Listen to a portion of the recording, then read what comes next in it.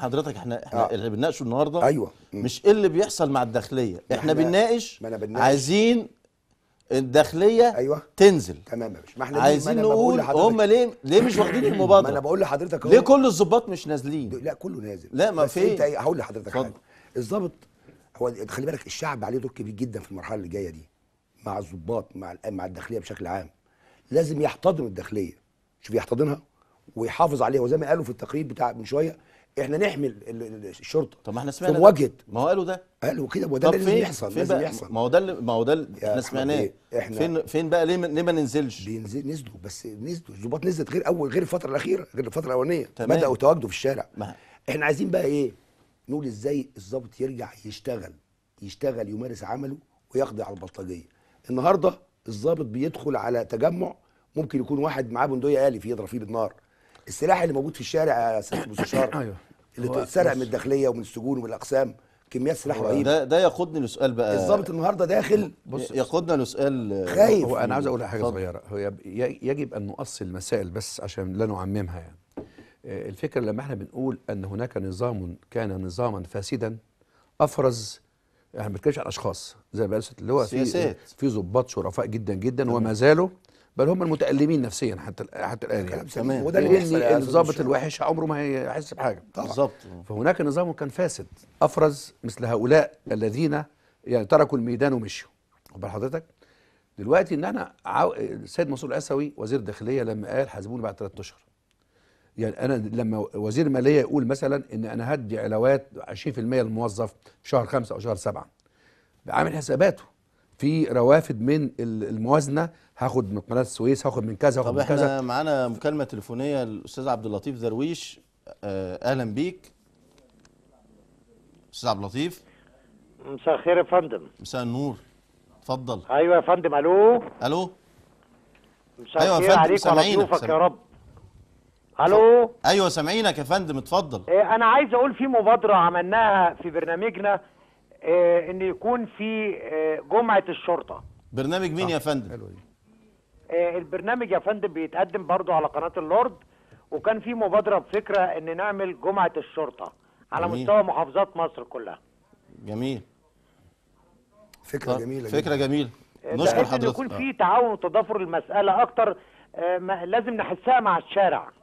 فكره جمعه الشرطه احنا بنشكر حضرتك. ده فكره حلوه. رسالتك وصلت لينا وفكره عايز اكمل فكرتي. ان السيد اللواء منصور العسوي وزير الداخليه لما اعلن ان في خلال 3 اشهر حاسبوني بعد 3 اشهر. طيب انا يعني ايه الياته؟ ايه وسائل اللي هيخليني احس فعلا ان بعد 3 شهور هلاقي الوضع متحسن؟ مش هاجي اقول له حضرتك يعني الوضع كما كان. دي من ناحيه. من ناحيه ثانيه انا شايف من وجهه نظري ان يعاد مش تاهيل الشعب لاعاده الثقه بينه وبين الشرطه، وتاهيل رجل الشرطه ايضا. تاهيل رجل الشرطه ايضا، لان رجل الشرطه تازم نفسيا. تمام. ما اقدرش اقول له اطلع انزل الشارع وانت ينظرون اليك بانك مقصرا وانك هاربا في الميدان وانك، لان احنا برضو في عيب عندنا بنعمم.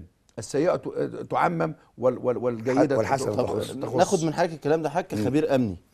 ازاي نحط روشته لعلاج الحاله النفسيه لضابط الشرطه اللي هو اخ وابنه وابن عمه لكل مواطن مصري؟ ازاي نحلها دي؟ هو طبعا دي بتاخد فتره مرحليه، لكن هنقول لك نعملها ازاي. يعني انا عجبني قوي الكلمه اللي قالها الاخ اللي اتكلم شويه، ان قال بقى ايه، نعمل جمعه الشرطه والشعب.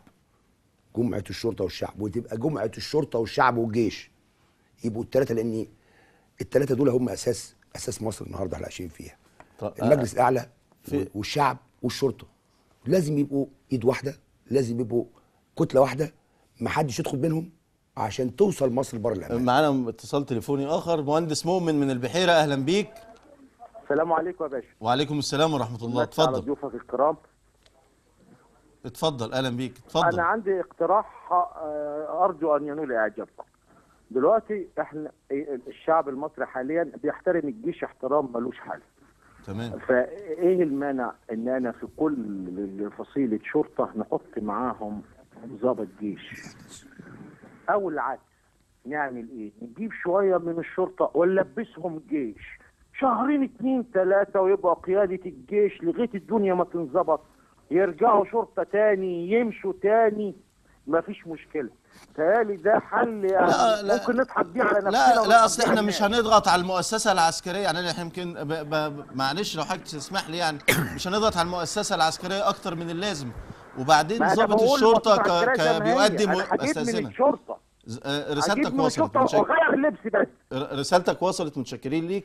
احنا بس في نقطه عايزين نقولها. انا عايز اوضح حته صغيره بعد اذن سعادتك. يعني دلوقتي هناك حلول قصيره الاجل، اي مشكله في الدنيا كده، طويله الاجل، متوسطه الاجل، يعني حاله الاجل. يعني معنى كده ان احنا نوافق على فكره؟ لا ده انا هقول على تفاصيل من الجيش. لا انا هقول على غير كده خالص. لابد ان يشعر رجل الشرطه بهيبته، وان قاعد على كرسيه، وانه يستطيع ان يحمي. اذا ما كانش هيقدر يحمي نفسه كيف هيحمي الشعب ازاي؟ انا قابلت ضباط الاسبوع اللي فات لسه قالوا ان احنا خايفين، كان جمعه الغضب، خايفين بكره يهجموا علينا الناس واحنا بكاتبنا، ما عندناش تعليمات نعمل ايه، رغم ان القانون يعطيهم حق الدفاع الشرعي، والقانون يعطيهم كذا كذا كذا، امور كثيره جدا. هنا في جريمه في القانون اسمها الاعتداء على الموظف العام لم تفعل. انا لو الميكروباص ده اللي كسر على ضابط الشرطه عشان حاطط كاب وضرب الضابط، ويعني انا بقول بعض الوقائع، والضابط اللي اعتدى على المأمور والبلطجي اللي اعتدى على المأمور، لو هم دول ردعوا باحكام عادله ورادعه في خلال اسبوع، انا بقول لك مش هيحصل حاجه من اللي بنشوفه، وسوف تعود الشرطه لهيبتها. لكن انا متكتف مش قادر اعمل حاجه. على العموم احنا عندنا تقرير عن حاله ضباط اخواننا ضباط الشرطه اللي خدوا المبادره ونزلوا وكسروا حاجز اللي هم بيقولوا عليه الحاجز النفسي والخوف، واصيبوا الابطال. نشوف تقرير الابطال ده، اتفضلوا معانا.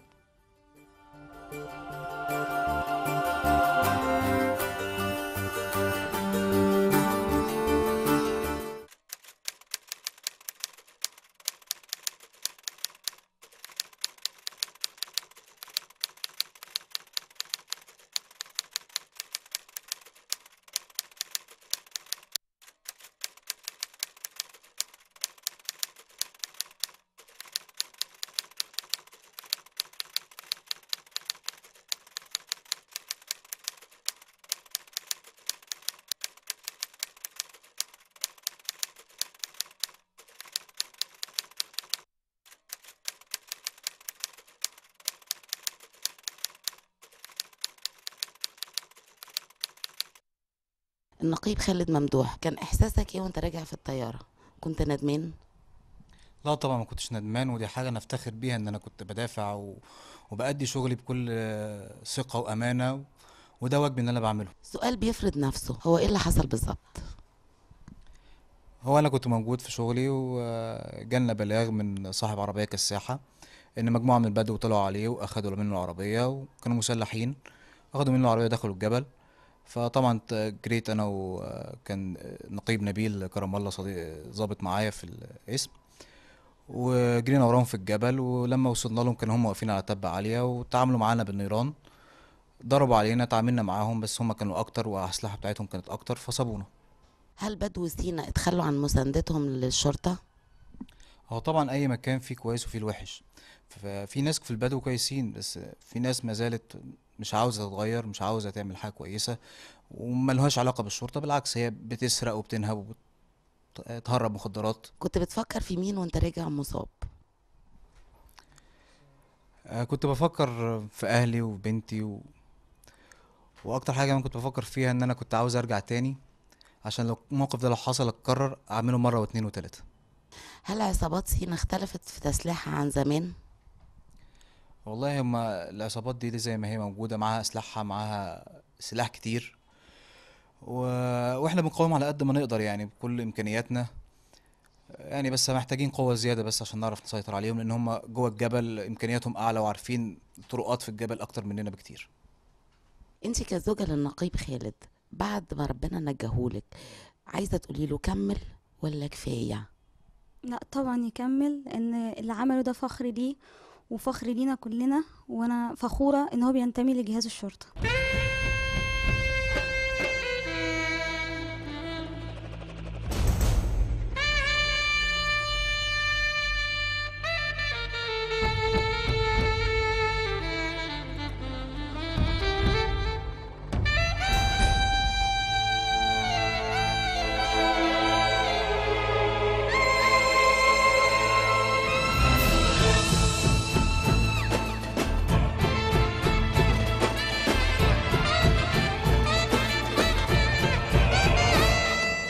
ضرب نقيب في رجله، وامين شرطه اتصاب في ايده، وعسكري برضه نفس الحكايه. انه بيقول له انزل يا ابني، احنا لم حاجتك دي كده هنتفاهم. فقال له لا، راح مطلع السلاح وراح مغزز الظابط هنا في رجله هنا، والامين الشرطه ضربه في ايده، والعسكري ده ضربينه بالشوم هنا على رجليه. وراح الظباط الصراحه راح ماسكينهم، راح محطينهم، راح مودينهم على القسم هناك على طول. احنا شفنا كل حاجه، واحنا قلبنا جامد دلوقتي بالشرطه، احنا قلبنا جامد بالشرطه وفرحانين قوي قوي قوي بامانه، وربنا معاكم واحنا كلنا معاكم. عرفنا الحمد لله نسيطر على الموقف. طبعا بالنسبه للاصابات، هي كانت اصابه واحده بس الحمد لله، وتم السيطره عليها في معرفه المستشفى. فالحمد لله جت سليمه، هو فدى مصر كلها، فداه الحمد لله، الحمد لله رب العالمين. احنا في المقام الاول والاخير مصريين، وبندافع عن وطننا الغالي مصر، ومستعدين لبذل ارواحنا ودمائنا في سبيل الحفاظ على امن وامان المواطن المصري ومصرنا العزيزه.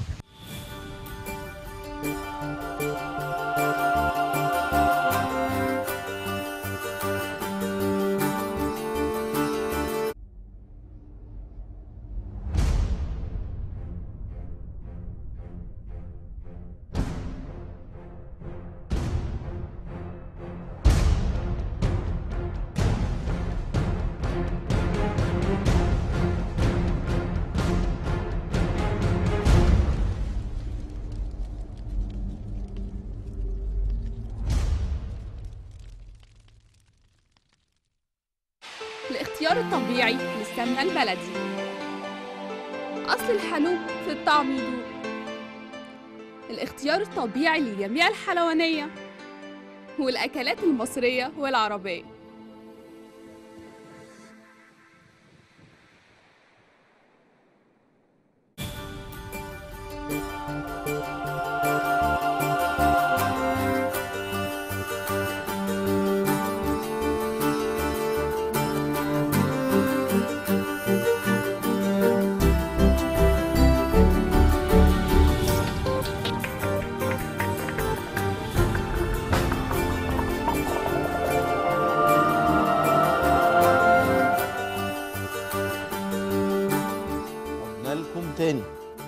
عدنا لكم وسمعنا بعض رجال الشرطة نازلين يفدوا مصر. طيب اخوانهم اللي قاعدين او متخوفين، اخوانكم نزلوا، نرجوكم انزلوا، عايزين هيبة الشرطة. طب ما كلنا خلونا نبقى في جسور امان بيننا وبين بعض، ونخليها في هيبة القانون، هيبة القانون. كلنا بيحكمنا قانون، مواطن وشرطي. سياده الخبير حماد، ايوه شوف حضرتك لاحظت تعليقك على الفقره دي، خصوصا حضره الضابط هو بيقول لك تسليحهم اقوى من تسليحنا. كارثه كبيره طبعا. طب ده يطمع البلطجيه زي ما بنقول، نص مليون بلطجي يطمعوا بقى في محمد بيه. النهارده في مصر كميه سلاح رهيبه. يعني عايز ارجع للحته اللي قالها وزير الداخليه، 3 شهور وحاسبوني. مش كده؟ مش بتاخد يعني مش 3 شهور هنقعد احنا كده في عدم امان 3 شهور. ده اللي الناس فهمته، لا يا باشا 3 شهور ان شاء الله. انا احساسي كرجل امني ان ال3 شهور دول هيتم فيهم اعداد مركبات زياده اللي راحت اتحرقت، المركبات وسيارات الشرطه اللي اتحرقت. هيعيد تدريب وتاهيل الضابط بسرعه عشان يعود نفسيا ويعود، وبرضه تاهيله وفقا للمعطيات ومكتسبات الثوره